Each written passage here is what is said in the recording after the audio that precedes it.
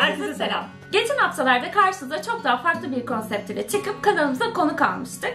Dünyadan Bildiriyorum kanalının sahibi sevgili Gonca, günlük odalara Asya'yı boydan boyaya nasıl gezdiğini bize anlatmıştı. Böyle gezgin hikayelerini dinlemek hem dünya turu hayali olanlar için hem de hayatında seyahatlere daha fazla yer vermek isteyenler için hem çok ilham verici hem de motive edici olabiliyor. O yüzden kanalımızda zaman zaman bu gezgin hikayelerine yer verip sizlerle paylaşmak istiyoruz. Bugün de yine çok farklı bir gezgin hikayesiyle karşınızdayız. Bu sefer kanalımızda bir değil iki konuğumuz var. Onlar sahip olduğu eşyaları satarak işlerinden ayrılıp yapmış olduğu birikimlerle dünya turuna çıkan, ancak tam dünya turuna başladı birkaç hafta olmuşken koronavirüs sebebiyle Türkiye'ye dönmek zorunda kalan Travel Interessante kanalının sahipleri Gökçe ve Steve. Hoş geldiniz arkadaşlar.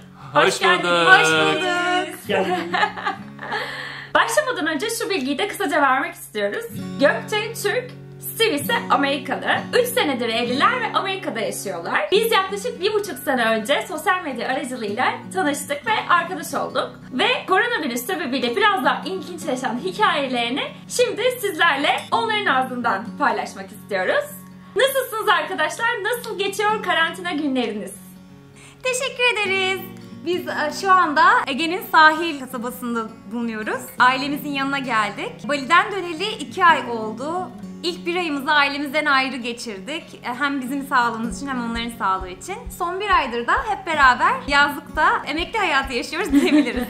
Çok güzel. O zaman ilk klişe sorumuzda hemen başlıyoruz. Sizi bilen biliyor ama bilmeyenler için siz kimsiniz ve dünya turu yapma fikri nereden çıktı? Biz 3 senedir evliyiz ve bu plan 3 senedir var.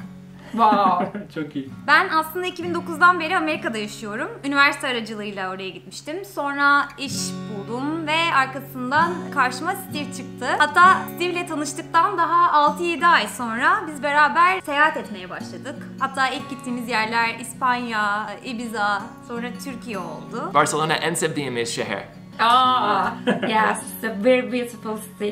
Biz aslında evlenmeye karar verdikten sonra ev sahibi olmak ya da çocuk sahibi olmadan önce bir dünya seyahati yapmaya karar verdik. Bu yüzden bunun için adımlar atmaya başladık. Hatta sizin bir videonuzda Steve'in şöyle bir cümlesi var. Gökçe bana dünya turu fikriyle geldiği zaman bunun çok çılgınca olduğunu düşündüm. O zaman Gökçe sen Steve'i nasıl ikna ettin? Bunu bize anlatır mısın? Tabii ben ilk size bunu söylediğimde o çok garip karşıladı. Hatta dedi ki hani 2-3 aylığına acaba ücretli izin mi alsak, o şekilde mi seyahat etsek dedi. Fakat ben 2-3 ayda değil dünya seyahati, Türkiye turu bile yapabileceğimizi zannetmiyorum dedi. Uzun uğraşlar, konuşmalar sonucunda en sonunda Steve'i de ikna ettim. Bence çok çılgın diye düşündüm ama Gökçe beni ikna etti.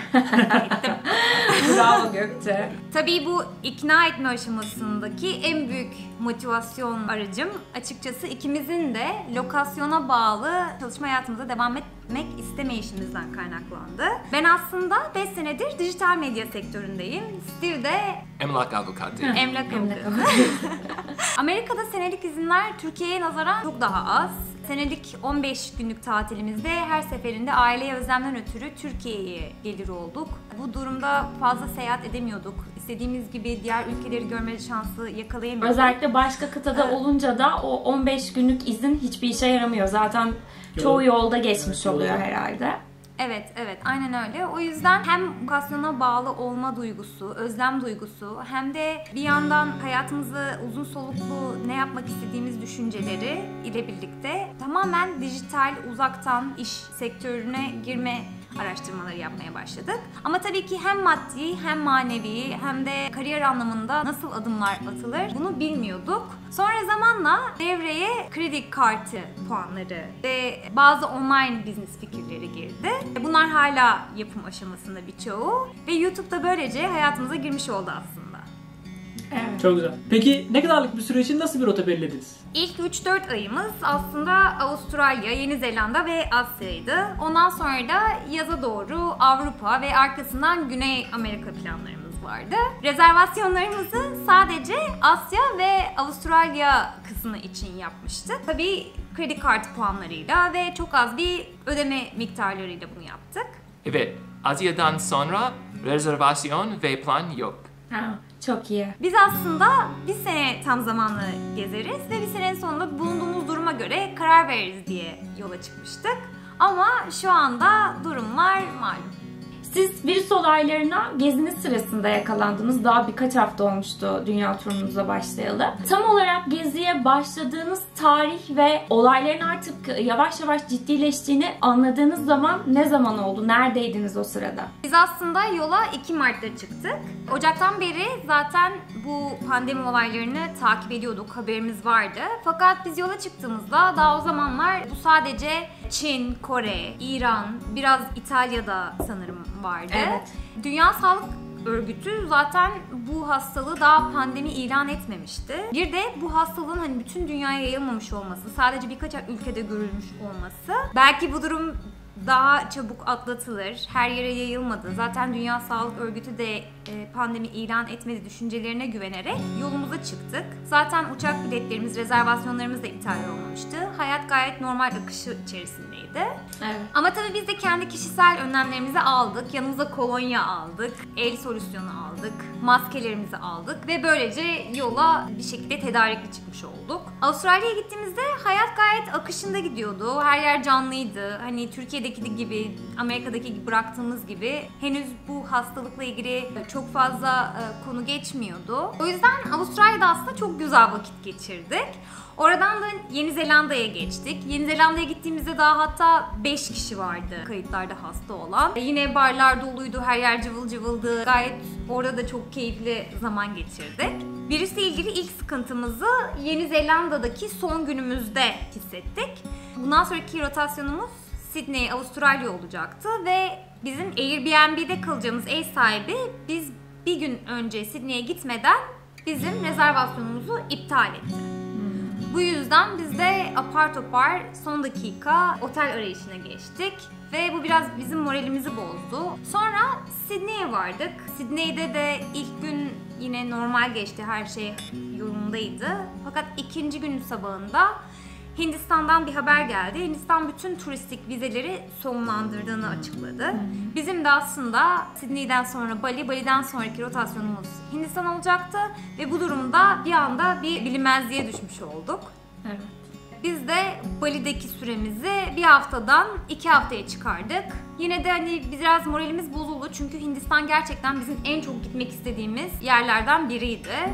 Sydney'deki son günümüzde de çok büyük bir haber aldık bütün dünyayı çalkalayan. Tom Hanks ve eşi koronavirüse yakalanmıştı. Bu da tabii ki bütün herkesi paniğe sürükledi bütün dünyada. Bir de böyle uçaklar geçiyordu havada. Ellerinizi yıkayın diye, wash hands diye bu şekilde. Evet.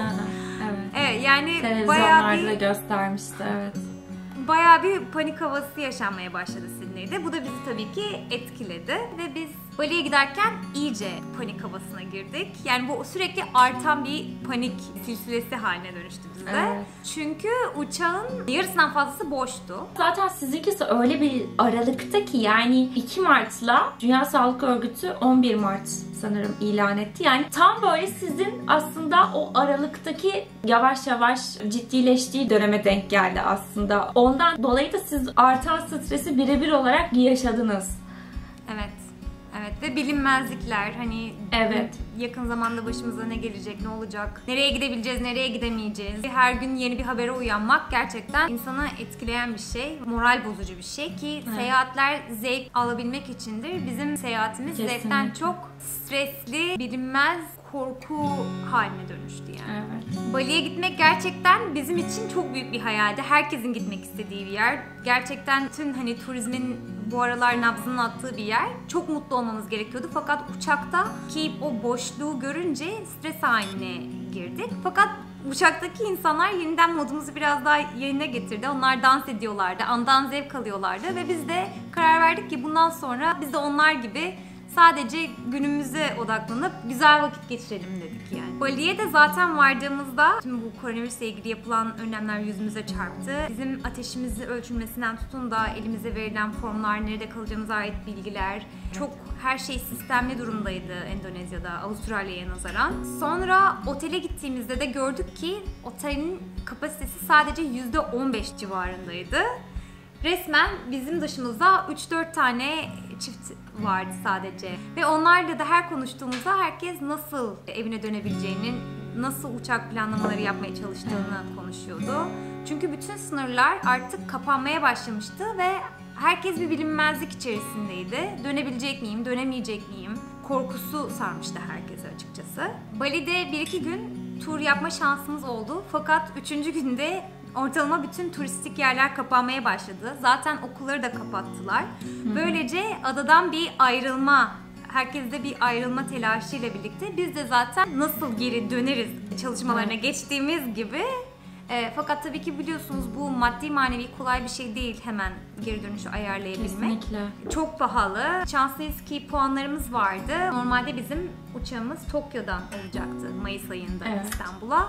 Bu uçağımızdaki puanları değiştirtip Türk Hava Yolları'nı arayıp Bali'den İstanbul'a direkt uçuşumuzu ayarlattık. Aslında orada kalmayı da tercih edebilirdik. Çünkü bu da bir seçim meselesi ve birçok insan bulundukları ülkelerde kalmayı tercih ettiler. Fakat biz hem kendimiz için, hem sağlığımız için, hem ailemiz için bunun bize hem maddi bir külfet olacağına hem de sağlık problemi çektiğimiz noktada çaresiz kalabileceğimiz korkusuna girip bir an önce dönmek istedik açıkçası. 21 Mart'ta da böylece Türkiye'ye dönmüş olduk. Tam sınırlar kapanmadan, kapılar kapanmadan. İyi ki de dönmüşüz. Evet, bayağı şanslıymışsınız gerçekten. Bizim sizin gezinizi takip ederken en çok ilgimizi ve merakımızı cezbeden konu seyahatinizin maddiyat kısmını biriktirdiğiniz kredi kartı puanlarıyla halletmenizde. Bu puanlarla business class'ta uçtunuz, çok iyi otellerde kaldınız, havaalanlarında lunchlardan yararlandınız. Tabii ki Türkiye'deki kredi kartı sistemiyle Amerika'daki kredi kartı puan sistemi çok farklı ama bize biraz bu kredi kartı puanlarından ne şekilde yararlandığınızı anlatır mısınız? Neler yaptınız bu puanlarla? Bunu İngilizce söyleyebilir miyim? Tabii ki de. Tabii ki. Kendini nasıl rahat hissediyorsan. Teşekkür ederim. So yes, the system is a bit different. The big thing in America is that for the travel credit cards, you can get a bonus for meeting certain spending requirements in the first 90 days. So we started very small. Our first card was to spend $500 in 90 days, and that got us $200 in cash back. And then as we grew, we progressed when we felt comfortable spending more to bigger cards. So over time, anything that you would spend normally, your groceries, going out for dinner or to drinks with your friends, could become points that you could then travel on. So that's what we really focused on, is collecting these points for things we would spend, you know, in our everyday life. So for example, our everyday spend, we were able to turn one sign-up bonus into 3 nights for free in Melbourne, Australia, our first stop on our world tour. Çok iyi değil güzel, mi? çok güzel. Biz 3 senedir bunu biriktirmeye çalışıyoruz. Yani aslında 2017'den beri tamamen buna odaklandık. O yüzden 3 senelik birikim bayağı etkili oldu. Bir de sadece kendi harcamalarımız değil, ailelerimizin, bizim dışımızdaki ortalama 6 kişinin daha masraflarını bizim kredi kartlarımızdan geçirdik. Onlarla da bunu Evet, bu çok iyi bir fikir ya. Gerçekten bunu bence biz de uygulamalıyız yani. Kesinlikle. Tabii ki bu Amerika'daki sistem bayağı farklı Türkiye'den. Umarız Türkiye'de de bir şekilde kolaylaşır. Peki ben şimdi puanlarla ilgili bir şey sormak istiyorum. Mesela önceden yapmış olduğunuz rezervasyonlar var, uçak rezervasyonları var. Bunları iptal ettirirken bu puanlar size geri dönebildi mi? Puanları geri aldınız mı? Yandı mı puanlar Yandı mı? Biz sadece gezimizin zaten Avustralya, Yeni Zelanda ve Asya kısmını rezervasyon yapmıştık. Avustralya ve Yeni Zelanda kısmını şanslıyız ki bitirmiştik. Asya'da da Bali'den sonra gideceğimiz yerlerin rezervasyonları çok büyük çoğunlukla pandemiden ötürü kendiliğinden iptal oldu zaten. Çoğunun ücretini geri aldık, puanlarımızı geri aldık. Çoğunun çok çünkü iyi.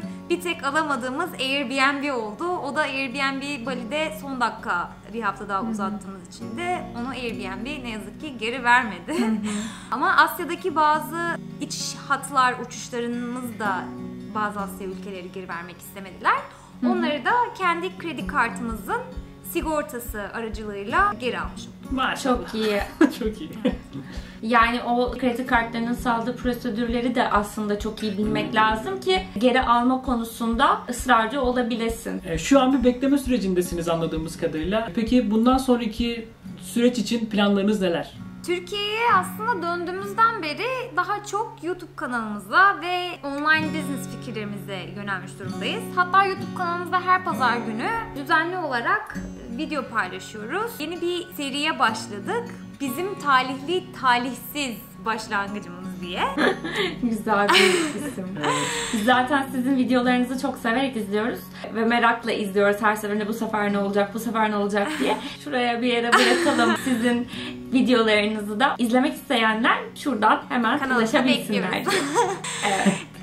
Tabii ki bu süreçte yeni bir şeyler öğrenmeye çalışıyoruz. Kendimizi geliştirmeye çalışıyoruz. Biraz dinleniyoruz. Eğer kısmet olursa da tabii ki Türkiye içerisinde de biraz daha seyahat etmek istiyoruz. Zaten size göstermek istediğim çok yer vardı Türkiye'de. O yüzden kısmetse bu planlarımızı da hayata geçirmek istiyoruz açıkçası. Yani bir Türkiye turu, hem Steve için bir Türkiye turu hem izleyenler için bir Türkiye turu gelebilir. Diyebilir miyiz? Belki de diyebilirsiniz. Chapter 2. Umarız bu süreci en kısa sürede atlatabiliriz. Siz de Türkiye turundan belki sonra dünya turunuza kaldığınız yerden devam edebilirsiniz. İnşallah. Biz de inşallah başlayabiliriz. İnşallah. Sanırız artık bundan sonra yeni dünya düzeniyle birlikte virüsüyle yaşamayı da öğrenmemiz gerekecek ve bundan sonra atacağımız adımları da ona göre atmamız gerekecek. Kanalımıza konuk olup hikayenizde bizimle paylaştığınız için çok çok teşekkür ederiz. Biz teşekkür ederiz. Biz bu şekilde ilham veren hikayeleri dinlemeyi çok seviyoruz. Sizin hikayenizde ne kadar virüs engeline takılmış gibi olsa da her son yeni bir başlangıç. Eminiz ki hepimizi bundan sonra çok daha güzellerini yaşamak bekliyor. Biz de gerçekten öyle düşünüyoruz. Biz zaten başımıza gelen bunca şeye rağmen hiçbir zaman enerjimizi düşürmedik. Hep pozitifte kalmaya devam ettik. Her şeyde bir hayır vardır lafına gerçekten çok inanıyoruz. Zaten bu yüzden biz ilk serimizin ismini talihsizi tırnak işaretine aldık. Çünkü talihsiz olduğunu düşünmüyoruz. Biz gene de çok şükrediyoruz çünkü bu süreçte maddi manevi çok büyük güçlükler çeken, ailelerinden ayrı kalan çok insan oldu dünyada. O yüzden bir şekilde her şeyin aşılacağına inanıyoruz. Çok güzel olacak. Her şey çok güzel olacak. Ve sizin için de bizim için de dünya keşfedilmek için bizi bekliyor. Sadece doğru zamanda. Kesinlikle öyle. Biz de kesinlikle bu şekilde düşünmeye çalışıyoruz. Hep pozitifte kalmaya çalışıyoruz. Bu hikayeleri paylaşarak da biraz daha motivasyonumuzu yükseltmeye çalışıyoruz.